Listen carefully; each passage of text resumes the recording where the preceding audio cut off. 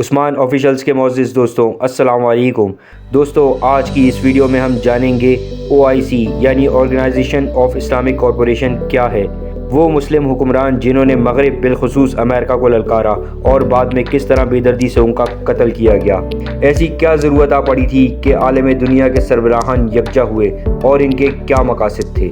معزز دوستوں، پہلی اسلامی سربراہی کانفرنس مراکش کے شاہ حسن نے رباط میں منعقد کروائی۔ اس کانفرنس میں 57 اسلامی ممالک کے سربراہان موجود تھے۔ ناظرین، 21 اگست 1969 کو یہودیوں نے مسجد اقصیٰ پر حملہ کر دیا اور ایک بدبخت یہودی نے مسجد اقصیٰ کو آگ لگا کر مسمار کرنے کی کوشش کی۔ یہودیوں کے اس عمل سے مسلمانوں کے غیظ و غضب کی انتہا نہ رہی۔ مسلمان اپنے آپ کو غیر محفوظ سمجھ رہے تھے۔ یہی وجہ بنی OIC یعنی آرگنائزیشن آف اسلامک کارپوریشن کی۔ اس وقت پاکستان کے صدر جنرل یحییٰ خان تھے۔ جب وہ پاکستان کی نمائندگی کے لیے OIC کے کانفرنس ہال میں پہنچے تو انہوں نے دیکھا کہ وہاں ایک سکھ بھی موجود ہے۔ صدر پاکستان نے اس کی موجودگی پر اعتراض اٹھایا کہ تمام عالم اسلام کے مسلمان سربراہان میں سکھ کیوں؟ تو ان کو وضاحت دی گئی کہ بھارت میں مسلمانوں کی ایک کثیر تعداد موجود ہے، اس لیے یہ سکھ بھارت کی طرف سے مبصر کی حیثیت سے آیا ہے۔ جنرل یحییٰ خان اس جواب سے مطمئن نہ ہوئے اور کہا، اگر سب ممالک اس بات سے متفق ہیں تو میں شرکت سے معذرت کرتا ہوں۔ عجیب ماحول پیدا ہو گیا اور آخرکار سکھ نمائندے سے معذرت کر کے اس کو کانفرنس ہال سے باہر بھیجا گیا اور پھر باقاعدہ پہلی اسلامی سربراہی کانفرنس کا آغاز ہوا۔ معزز ناظرین، دوسری اسلامی سربراہی کانفرنس پاکستان کے شہر لاہور میں فروری 1974 میں منعقد ہوئی۔ یہ کانفرنس شہید ذوالفقار علی بھٹو کی قائدانہ صلاحیت اور شاہ فیصل بن عبدالعزیز کے مالی تعاون کا نتیجہ تھی۔ اس کانفرنس کی صدارت شہید ذوالفقار علی بھٹو نے کی۔ اس کانفرنس میں لیبیا کے معمر قذافی، سعودیہ کے شاہ فیصل، بنگلہ دیش کے شیخ مجیب الرحمان، مصر کے انور سادات، فلسطین کے یاسر عرفات، عراق سے جنرل صدام حسین کے علاوہ 51 اسلامی ممالک کے سربراہان نے شرکت کی تھی۔ ناظرین، 21 فروری تک تقریباً تمام سربراہان مملکت لاہور پہنچ چکے تھے۔ یہ 1974 تھا، یعنی صرف 3 سال پہلے مشرق پاکستان بنگلہ دیش بنا تھا۔ تمام سربراہان نے اس کے صدر شیخ مجیب الرحمان کے بارے میں پوچھا تو انہیں بتایا گیا کہ انہیں مدعو نہیں کیا گیا۔ مشاورت سے طے پایا کہ وہ بھی مسلم ملک کے سربراہ ہیں، انہیں بھی دعوت دی جائے۔ دعوت لے کر قطر کے شیخ خود ڈھاکہ گئے اور شیخ مجیب الرحمان کو اپنے جہاز میں لے کر آئے۔ نماز جمعہ بادشاہی مسجد میں ادا کی گئی۔ امامت کا سہرا سید عبدالقادر آزاد کے سر تھا۔ کندھے سے کندھا ملا کر پورے عالم اسلام کے حکمرانوں نے جمعہ ادا کیا۔ ناظرین، مسلم قائدین کا یہ اجتماع اتحاد عالم اسلام کی طرف ایک اہم قدم تھا۔ اس اجلاس میں نہ صرف مغرب کی شر انگیزیوں کو زیر بحث لایا گیا بلکہ مسلمانوں کو ان کے خلاف ایک ہونے پر بھی زور دیا گیا۔ ایک ہوں مسلم حرم کی پاسبانی کے لیے، نیل کے ساحل سے لے کر تاب خاک کاشغر۔ ذوالفقار علی بھٹو کی زیر قیادت سب کا متفقہ فیصلہ ہوا کہ امریکہ اور اسرائیل کو تیل کی سپلائی روک دی جائے۔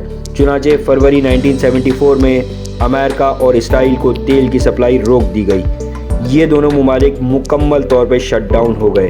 ناظرین، ابھی مسلم حکمران اپنی فتح کا جشن بھی نہ منا پائے تھے کہ اگلے کچھ سالوں میں ٹی وی اسکرین اور اخبارات کی سرخیاں ان حکمرانوں کے قتل سے سرخ ہو گئیں، کیونکہ انہوں نے مغرب کو للکارا تھا۔ اسلام دشمن عناصر کو یہ اتحاد ہرگز قبول نہ تھا۔ ناظرین، پہلا ہدف شاہ فیصل بن عبدالعزیز تھے، کیونکہ سعودی عرب اسلامی سربراہی کانفرنس کا بانی تھا اور اس کے ساتھ ساتھ سعودی عرب ترقی کی راہ پر تیزی سے گامزن تھا۔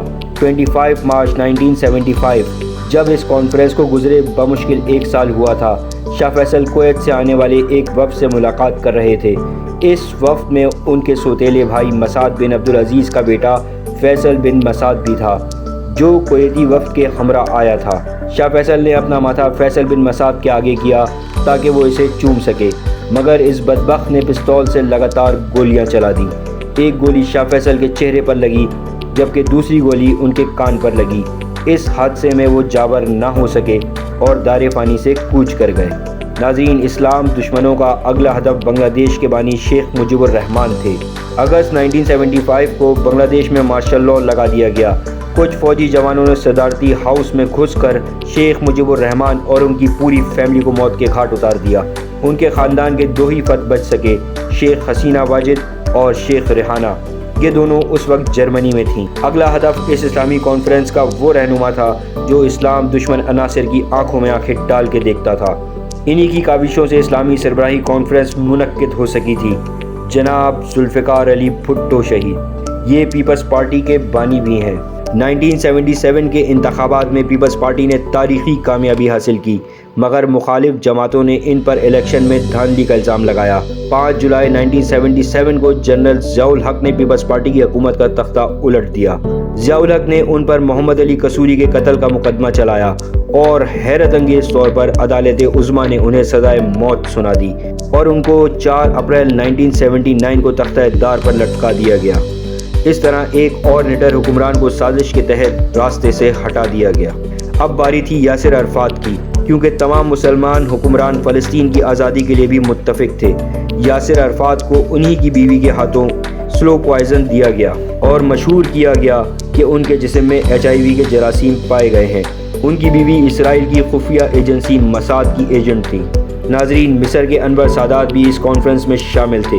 ان کو اسلامک جہاد سے تعلق رکھنے والے خالد اسلام بولی نے اس وقت سر عام قتل کیا تھا جب وہ مصر کے قومی دن پر فوجی تقریب میں موجود تھے۔ ناظرین، اس کے بعد صدام حسین کی باری آئی۔ صدام حسین روز اول سے امریکہ کی آنکھ کا کانٹا تھا۔ صدام حسین نے اسرائیل پر 40 اسکڈ میزائل داغے جس سے اسرائیل کے شہر کو کافی جانی اور مالی نقصان ہوا تھا۔ امریکہ نے کیمیائی ہتھیاروں کا بہانہ بنا کر عراق پر حملہ کیا اور صدام حسین کو پھانسی پر لٹکا کر صدام حسین کی زندگی کا خاتمہ کیا۔ ناظرین، کرنل قذافی اس کانفرنس کے شرکاء میں قتل ہونے والے آخری حکمران تھے۔ کرنل قذافی باغیوں کو ایک ڈرینیج کے پائپ میں چھپے ملے جہاں وہ نیٹو کی بمباری سے پناہ لینے کے لیے چھپے تھے۔ اس جنگ میں باغیوں کو امریکہ اور اسرائیل کی فل سپورٹ حاصل تھی۔ ان کو بے دردی سے قتل کیا گیا اور ان کی لاش کو سڑکوں پر گھسیٹا گیا۔ ناظرین، یوں امریکہ اپنے مشن میں کامیاب ہوا اور بعد ازاں ضیاء الحق کو رستے سے ہٹایا گیا اور موجودہ دور کے حالات بھی آپ کے سامنے ہیں۔ عمران خان صاحب نے جب امریکہ کو ایبسولوٹلی ناٹ کہا تو کس طرح تمام سیاسی پارٹیاں ان کے مخالف یکجا ہو گئیں اور عمران خان کی حکومت کا تختہ پلٹ دیا۔ ناظرین، ہماری آج کی ویڈیو آپ کو کیسی لگی ہمیں کمنٹ سیکشن میں بتا کر ہماری حوصلہ افزائی کریں۔